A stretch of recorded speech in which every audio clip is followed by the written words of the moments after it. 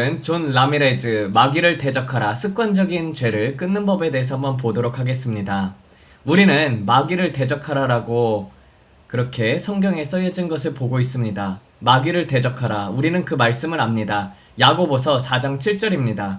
마귀를 대적하라. 그리하면 너희를 피하리라. 우리는 하나님께 복종하라는 것도 압니다. 우리는 이 말씀을 이해합니다. 그렇죠? 우리는 그 안에 담긴 영적인 전쟁의 의미도 이해해야 합니다. 세부적인 내용은 어떨까요? 오늘 제가 이야기하고 싶은 것이 바로 그 세부적인 부분입니다. 저는 여러분에게 마귀를 대적하라는 말씀이 실제로 무엇을 의미하는지 설명하고 싶습니다. 많은 사람들이 마귀를 대적하라는 말씀을 알고 있습니다. 하지만 실제 의미를 제대로 이해하지 못하는 경우가 많습니다. 우리는 그 말씀을 완전히 살아내지 못하고 그 말씀 안으로 어떻게 들어가서 그리스도 예수 안에서 넉넉히 이기는 자가 되는지 충분히 이해하지 못할 때가 많습니다. 많은 사람들이 마귀를 대적하라 그리하면은 그가 너희를 피하리라라는 말씀은 압니다. 그런데 그렇다면은 왜 계속 대적하고 있는데도 같은 문제를 겪고 있을까요? 왜 계속 같은 것을 대적하고 있습니까? 왜 여전히 같은 어려움과 싸우고 있습니까? 생각해 보십시오. 똑같은 문제가 여러분의 삶 속에서 계속해서 반복됩니다. 그런데 여러분은 말합니다. 저는 마귀를 대적하고 있습니다. 그런데도 같은 문제가 있습니다. 같은 싸움을 계속하고 있습니다. 같은 일이 여러분의 삶에서 계속 일어나고 있습니다. 그리고 말합니다. 저는 금식도 하고 기도도 하고 그런데도 같은 문제를 겪고 있습니다. 마치 훌리오처럼 생긴 똑같은 마귀가 계속 전장에서 나타나는 것 같습니다. 그리고 이 문제를 떨쳐버릴 수가 없습니다. 이 마귀를 떨쳐버릴 수가 없습니다. 그러므로 마귀를 대적한다는 것은 단순히 말로만 하는 것이 아닙니다. 성경 구절을 외치는 것도 아닙니다. 나는 마귀를 대적한다. 그는 도망갈 것인다. 나는 하나님께 복종한다라고 크게 외치는 것만이 아닙니다. 저는 여러분이 승리를 얻기 위한 필요한 단계들, 마귀를 대적할 때 선한 싸움을 싸우기 위해 필요한 세부적인 과정을 듣기를 원합니다. 왜 이런 일들이 계속 일어나는 걸까요? 여러분은 여전히 같은 문제를 반복해서 겪고 있습니다. 마치 번짓줄에 묶인 것 같고 롤러코스터를 타는 것 같습니다. 마치 마귀가 인형 조종사처럼 여러분을 같은 상황으로 계속 끌고 갑니다. 여러분은 여전히 같은 문제로 고통받고 있습니다. 하지만 저는 마귀를 대적했습니다. 저는 하나님께 복종했습니다. 잘 들으십시오. 마귀를 대적하는 것은 단순히 말하는 것이 아닙니다. 우리는 야고보서 4장 7절이 마귀를 대적하라고 말하는 것을 압니다. 그런데 진짜 대적이라는 것은 이런 것입니다. 첫 번째 단계는 바로 승리를 얻기 위한 첫 번째 단계는 하나님께 복종하는 것입니다. 하나님께 복종하십시오. 말씀은 이렇게 말합니다. 하나님께 복종하라. 하나님께 순복하라. 마귀를 대적하라. 그리하면 그가 너희를 피하리라. 첫 번째 단계는 하나님께 순복하는 것입니다. 마귀가 무엇을 하고 있는지에 대해서 너무 집중하지 마십시오. 두 번째 단계는 대적하는 것입니다. 그리고 첫 번째 단계는 하나님께 복종하는 것이죠. 그렇다면 하나님께 복종한다는 것이 무엇인지 설명해 보겠습니다. 여러분은 말할 수 있습니다. 저는 하나님께 복종하고 있는데요. 하지만 제가 몇 가지 요소를 알려드리겠습니다. 설계도 같은 것을 드리겠습니다. 하나님께 복종하는 것이 무엇인지 말입니다. 그래야 여러분이 수년 동안, 수개월 동안, 수주 동안 싸워온 그 마귀를 완전히 제거할 수 있습니다. 그게 남자 마귀인지 여자 마귀인지는 모르겠지만 어쨌든 마귀는 마귀입니다. 잘 들으십시오. 하나님께 대한 복종이 없으면은 마귀를 대적할 권세도 없습니다. 이것이 설계입니다. 하나님께 복종하십시오. 하나님께 복종하지 않으면 마귀를 대적할 권세가 없다는 것입니다. 권세가 없습니다. 그렇다면 대적한다는 것은 무엇일까요? 대적한다는 것은 마귀와 동의하기를 거부하는 것입니다.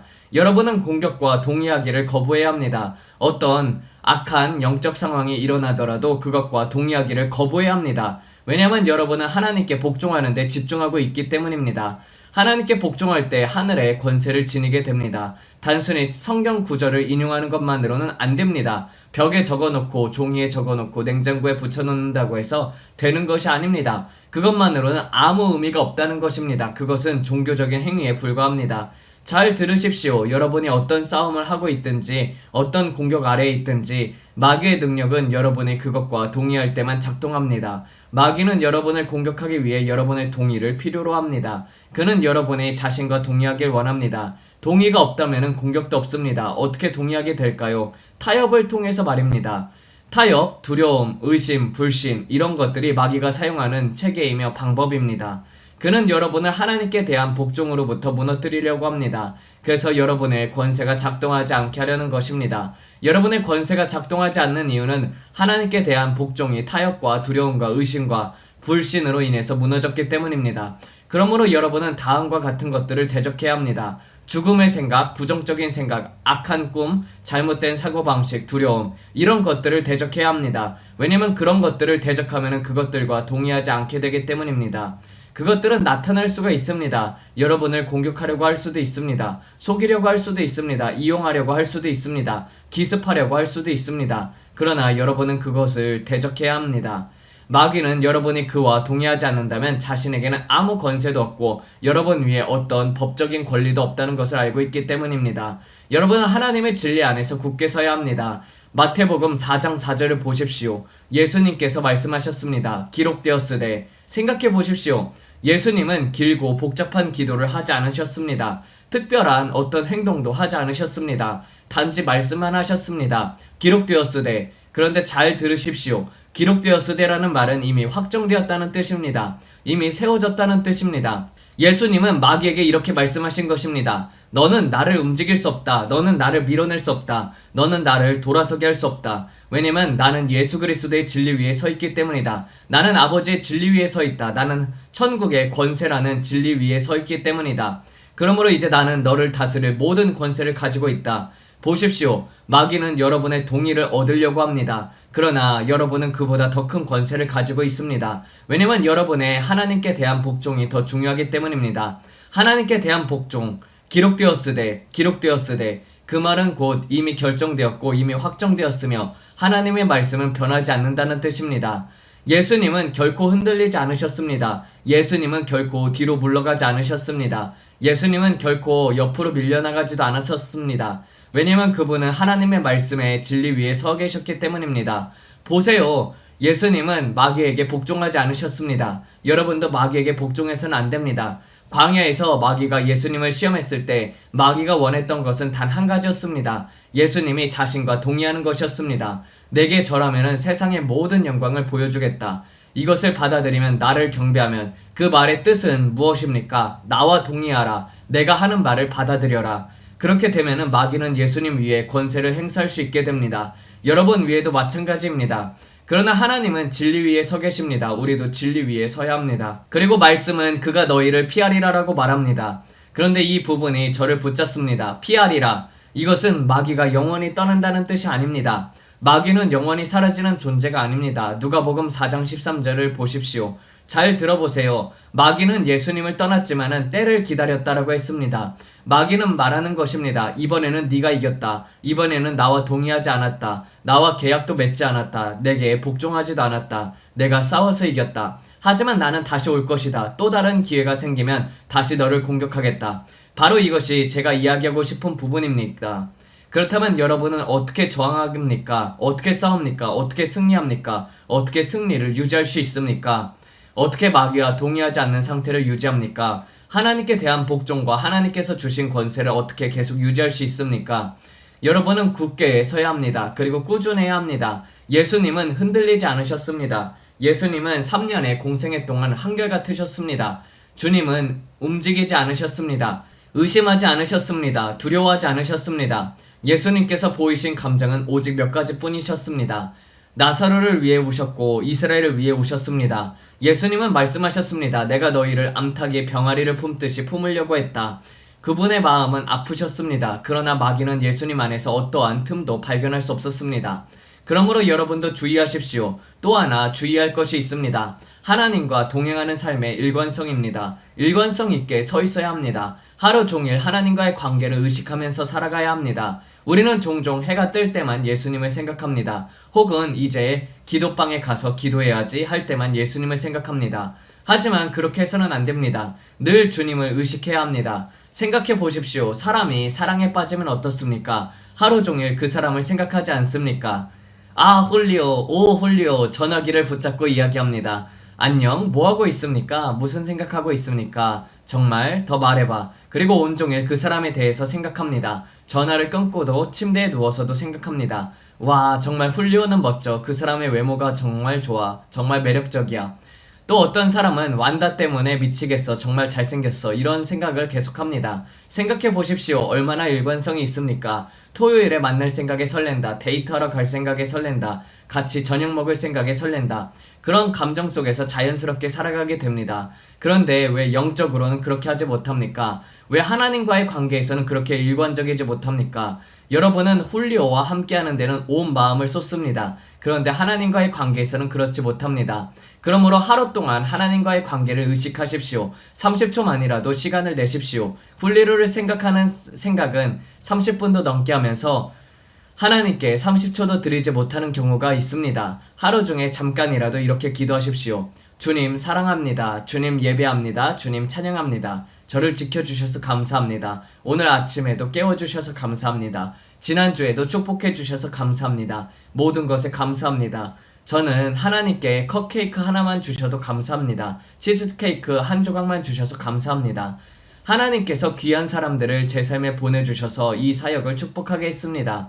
그들이 헌금만 해서는 아닙니다. 저는 그들을 매우 소중히 여깁니다. 그들은 제게 슈퍼스타와도 같습니다. 왜냐면 저는 그들의 갈망을 보기 때문입니다. 그들의 목마름을 보기 때문입니다. 예수 그리스도로 인해서 빛나는 눈을 보기 때문입니다. 그런 사람과 함께 시간을 보낼 수 있다는 것에 감사합니다. 함께 식사할 수 있고 교제할 수 있다는 것에 감사합니다. 그리고 헤어질 때 마치 예수님과 함께 있었다는 것 같은 느낌을 받습니다. 그들이 예수님이라는 뜻은 아닙니다. 하지만 그 만남 속에서 주님의 임재를 느낄 수 있기 때문입니다. 마치 어린 양의 혼인잔치에 앉아있는 것 같은 느낌을 받습니다. 그들은 저를 세워주고 축복해주고 격려해줍니다. 왜냐면 그들에게는 무언가가 있기 때문입니다. 영적인 무게가 있고 향기가 있기 때문입니다. 저는 압니다. 그들의 기도 생활은 꾸준합니다. 그들의 삶은 예수님과 일관된 동행입니다. 한 번은 어떤 부부와 저녁을 먹었습니다. 이름은 말하지 않겠습니다. 그런데 남편이 이렇게 말했습니다. 존, 당신이 떠난 뒤에 우리가 허전했습니다. 그 말이 제 마음을 움직였습니다. 그것은 제가 어떤 흔적을 남겼다는 뜻이기 때문입니다. 그 남편도 훌륭한 사람입니다. 저는 그런 영향을 남길 수 있다는 것에 감사합니다. 정말 하나님께 감사드립니다. 그래서 하루에 30초라도 기도하십시오. 여러분은 하루에 30초를 주님께 드리고 있습니까? 또 하나를 질문하겠습니다. 여러분은 골방 기도는 어떻습니까? 이것들이 바로 여러분이 쌓아야 할 벽돌들입니다. 그래야 예수 그리스도의 진리 위에 굳게 설 수 있습니다. 그렇게 되면은 마귀가 와서 동의를 요구해도 그는 여러분 안에서 붙잡을 것을 찾지 못하기 때문에 도망가게 됩니다. 여러분의 골방 생활은 어떻습니까? 진실하게 하나님과 동행하고 있습니까? 그것이 중요합니다. 여러분은 진실합니까? 완벽하라는 말이 아닙니다. 완벽한 사람은 없습니다. 저는 다른 그리스도인들을 비난하는 영상을 만드는 사람들을 보면 안타깝습니다. 그들은 자신의 완벽한 것처럼 행동하지만은 그들의 삶 전체를 공개해보면은 그렇지는 않습니다. 그들은 다른 사람들의 허물을 이야기하지만 정작 자신의 문제와 자신의 쓰레기 같은 모습들 그리고 집에서의 행동은 드러내지 않습니다. 그래서 중요한 것은 완벽함이 아니라 하나님 앞에서 진실되게 살아가는 것입니다. 어떤 사람들은 다른 사람들을 창피하게 만들고 싶어 합니다. 아닙니다. 완벽한 사람은 없습니다. 중요한 것은 여러분이 주님과 얼마나 진실하게 동행하고 있느냐입니다. 여러분은 작은 일에 대해서도 회개하고 있습니까? 이것이 매우 중요합니다. 왜냐면 이런 작은 것들이 쌓여서 강한 신자가 되고 믿음 안에서 강해지고 삶 가운데 강해지고 생각이 강해지고 영적으로 강해지고 하나님의 권세를 가진 사람으로 세워지기 때문입니다. 이런 것들이 하나하나 쌓여가는 것입니다. 흡연에 대해서 회개하고 있습니까? 제가 그런 말을 해서는 안 됐었어야 했습니다. 제가 그런 행동을 하지 말았어야 했습니다. 그런 것들을 보지 말았어야 했습니다. 오늘은 더 잘할 수 있었는데 그러지 못했습니다. 그렇게 주님께 말하는 것입니다. 주님, 죄송합니다. 저를 용서해주세요. 내일은 더 잘할 수 있도록 도와주세요. 이것이 바로 성령님에 대한 민감함입니다. 여러분은 예수님과 함께 앉아 있습니까? 아니면 제 형제처럼 소파에 누워 있습니까? 제 형제가 소파에 누워 있다는 것은 지금 예수님과 함께 앉아 있지 않다는 뜻입니다. 농담입니다. 여러분 너무 심각하게 받아들이지 마십시오.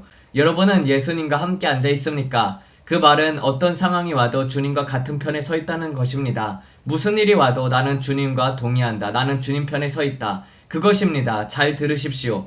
여러분은 그리스도의 삶을 매우 조심스럽게 살고 있습니까? 왜냐면 자신도 모르게 문을 열 수 있기 때문입니다. 무의식적으로 문을 열어놓고 있다가 나중에 악한 공격이 나타난 뒤에야 깨닫는 경우가 많이 있습니다. 그때는 싸울 무기가 없습니다. 이미 마귀가 권리를 갖고 있다고 생각하기 때문입니다. 그러므로 조심하십시오. 그리스도인들의 삶을 조심스럽게 살아가야 합니다. 누구와 어울리는지 조심하시고 누구와 대화하는지 조심하십시오. 그렇다고 해서 사람들과 완전히 단절하라는 말은 아닙니다. 어떤 마녀도 어떤 저주도 하나님께서 축복하신 사람을 저주할 수는 없습니다. 하지만 분별력을 가지라는 것입니다. 왜냐하면 사람들과 어울리면서 그들의 영향을 받을 수 있기 때문입니다. 그러다 보면은 그들처럼 행동하게 되고 그들처럼 말하게 되고 그들처럼 농담하게 됩니다. 직장에서든 어디에서든지 말입니다. 그런데 여러분은 자신을 그리스도인이라고 고백합니다. 그러면서도 그런 행동을 하고 있다면 마귀는 비웃고 있습니다. 왜냐하면 마귀는 점수를 기록하고 있기 때문입니다. 어디를 공격하면 여러분이 넘어질지를 잘 알고 있기 때문입니다. 이미 문이 열려 있다는 것을 알기 때문입니다. 생각해 보십시오. 여러분은 하나님의 지혜를 사용하고 있습니까? 하나님께서 주시는 지혜를 따라 살고 있습니까? 예를 들어 제가 훌리오와 계속 어울린다고 해봅시다. 그런데 훌리오가 어리석게 행동하고 어리석게 말하고 장난만 치고 어리석은 농담만 한다면은 결국 저도 작은 훌리오가 돼버릴 것입니다.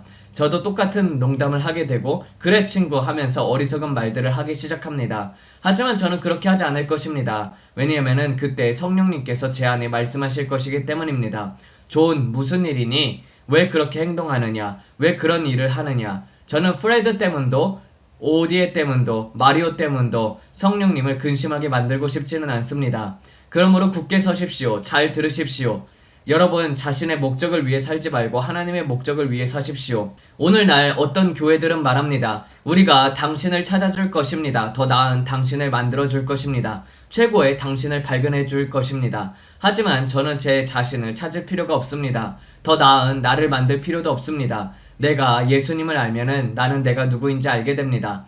하나님의 목적을 위해 사십시오. 어리석게 살지 마십시오. 이것도 마귀를 대적하는 것과 관련된 이야기입니다. 왜냐면 여러분이 이러한 영적 원칙 안에서 살아가게 되면은 마귀가 와서 동의를 요구하는 공격을 해도 그것에 굴복할 필요가 없기 때문입니다. 이미 여러분 안에 권세가 있기 때문입니다. 여러분은 그런 식으로 살지 않습니다. 약한 그리스도인이 아닙니다. 열린 문도 없습니다. 열린 창문도 없습니다. 마귀와의 어떤 동의도 없습니다. 제가 완벽하게 살려고 하는 것이 아닙니다. 하지만 어리석게 살지는 마십시오. 그리고 마지막 두 가지입니다. 하나님의 뜻을 이해하십시오. 하나님께서 내게 무엇을 기대하는가? 하나님께서 내게 무엇을 원하시는가? 하나님께서 내게 무엇을 하라고 하시는가? 이것이 매우 중요한 질문입니다. 신앙은 주일 하루만의 일이 아닙니다. 일요일에는 교회 갔으니까 됐다. 그리고 월요일을 같은 세상의 방식으로, 화요일도 세상 방식으로, 목요일도 같은 방식으로 사는 것이 아닙니다. 신앙은 그렇게 작동하지 않습니다. 하나님께서 여러분에게 원하시는 뜻을 이해하십시오. 그리고 또 하나 중요한 것이 있습니다. 모든 상황 속 가운데 평안과 기쁨을 찾으십시오. 삶 가운데서, 신앙생활 가운데서, 자신의 정체성 가운데서 모든 상황 속에서 평안과 기쁨을 찾으십시오. 나쁜 날입니까? 그래도 평안과 기쁨을 찾으십시오. 저도 힘든 날이 있었습니다. 사실 최근 4, 5개월 동안 몸에 긁힌 자국이 있는 상태로 깨어나곤 했습니다. 저는 그것이 악한 영적인 공격이라고 생각합니다. 캘리포니아 쪽에서 오는 영적 공격을 줄이기 위해 복도에 불을 켜놓고 자기도 했습니다. 마치 5살짜리 아이처럼 말입니다. 그것은 두려워서가 아니라 공격을 줄이기 위한 저만의 전략이었습니다. 그리고 저는 악한 꿈에서 깨어날 때도 있었습니다. 몸에는 긁힌 자국도 있었고요. 그런데도 저는 여전히 기쁨을 가지고 있습니다. 저는 여전히 기쁨을 찾습니다. 여전히 평안을 찾습니다. 여전히 여러분과 함께 시간을 보내고 있습니다. 제 몸에 있는 굵힌 자국을 보여드린다면 놀라실 것입니다. 저는 집에 고양이도 없고 개도 없고 반려동물도 없습니다. 그럼에도 괜찮습니다. 저는 아침에 일어나 해야 할 일들을 합니다. 비행기를 타고 여행하고 설교도 하고 말씀을 준비합니다. 왜냐면 여전히 평안과 기쁨을 찾기 때문입니다. 저는 이러한 악한 것들 때문에 흔들리지 않습니다. 악한 것들에 의해서 움직이지도 통제되지도 않습니다. 왜냐면 하나님께서 말씀하셨기 때문입니다. 내게 복종하면 그들을 대적할 수 있다. 저는 그들을 대적할 수 있습니다. 그리고 마지막입니다. 매일을 예수님을 위한 마지막 날인 것처럼 살아가십시오. 생각해 보십시오. 오늘이 예수님을 위해 사는 마지막 날인 것처럼 살아가십시오. 마귀가 만들어내는 소음에 휘말릴 수 있습니다. 그 소음은 두려움, 의심, 불신입니다. 하지만 여러분은 그것들과 동의할 필요가 없습니다. 왜냐면 여러분은 누구를 섬기고 있는지 알고 있기 때문입니다. 누구에게 복종하고 있는지를 알고 있기 때문입니다. 그것을 알게 되면 비로소 마귀를 대적할 수 있습니다. 그러면 마귀는 도망갈 것입니다. 이것이 제가 여러분에게 전하고 싶은 메시지입니다. 그때는 하나님, 저는 주님을 위해 모든 것을 하고 싶습니다 라고 생각했던 적이 있습니다.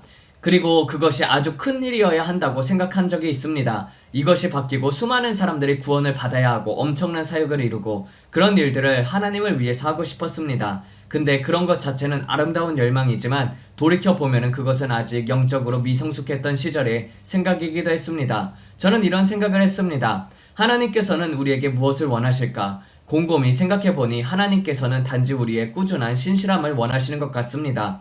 주님께 계속 순복하고 자신을 내어드리는 삶 아닙니다. 우리는 종종 큰 사건들을 원합니다. 엄청난 순간, 엄청난 사역, 엄청난 결과를 기대합니다. 하지만 실제로 순종과 신실함의 삶을 꾸준히 선택하는 것, 그것이야말로 주님과의 관계가 성숙한 사람의 가장 아름다운 모습이라고 생각합니다. 물론 열매는 삶을 따라오게 되어 있습니다. 하지만 그보다 중요한 것은 지금 말하고 있는 바로 그 일관성입니다. 그리고 저는 그것이 하나님의 마음을 가장 기쁘게 하는 것이라고 생각합니다. 생각해 보십시오. 우리가 하나님을 섬길 수 있는 여러 방법들이 있지만 하나님의 마음을 기쁘시게 하고 우리를 그렇게 사랑하시는 하나님께 사랑을 표현할 수 있는 가장 큰 선물은 신실함과 순종이라고 생각합니다. 제가 인디애나 호텔에서 수술 받았을 때를 기억하시나요? 그때 저는 앞을 볼 수가 없었습니다. 눈을 완전히 가리고 있었기 때문입니다. 그리고 아주 불편한 자세로 침대에 누워서 자야 했습니다. 우리는 일주일 동안 그렇게 있었습니다. 많은 사람들이 말했습니다. 도대체 어떻게 견딥니까? 앞도 못 보는데요. 당신은 TV로 농구를 보고 있고 저는 볼 수 없지만 마치 경기를 보는 사람처럼 함께 이야기하고 웃었습니다. 왜 그렇게 할 수 있었습니까? 제게는 평안과 기쁨이 있었기 때문입니다. 저는 하나님께 복종하고 있었기 때문입니다. 마귀는 계속 제 머릿속에서 말하고 있었습니다. 수술은 실패할 거야. 다 소용없는 짓이다. 내 형제도 여기 괜히 온 것이다. 시간 낭비다. 그런 생각들이 계속 밀려왔지만 저는 하나님께 복종했습니다. 그리고 기쁨을 유지하고 평안을 유지했습니다. 제 형제가 그 증인입니다. 우리는 같은 방에서 지내고 퀸사이즈 침대 하나를 사용했으며 7일 동안 함께 있었습니다. 그는 믿을 수 없어 했습니다. 어떻게 그렇게 할 수가 있지? 우리는 아래 식당에 가서 저녁을 먹었습니다. 저는 눈을 가리고 있어서 제 앞에 있는 것이 닭고기인지 스테이크인지도 제대로 볼 수 없었습니다. 어디를 잘라야 하는지도 몰랐습니다. 그런데도 우리는 웃고 장난을 쳤습니다. 왜냐면 저는 이것을 알았기 때문입니다. 하나님께 대한 복종은 결국 승리를 이끈다. 마귀에 대한 거짓말과 소음을 거절한다면 사망의 음침한 골짜기를 지나더라도 하나님 외에는 아무것도 두려워하지 않을 수 있다는 것을 말입니다. 아멘. 저는 제 형제가 나와서 증언해 주길 원했습니다. 그가 직접 말해줄 수 있습니다. 제가 평안을 가지고 있었다는 것을, 제가 기쁨을 가지고 있었다는 것을요. 그리고 마귀가 무슨 일을 하든지 하나님께 복종하고 있었다는 것을 말입니다.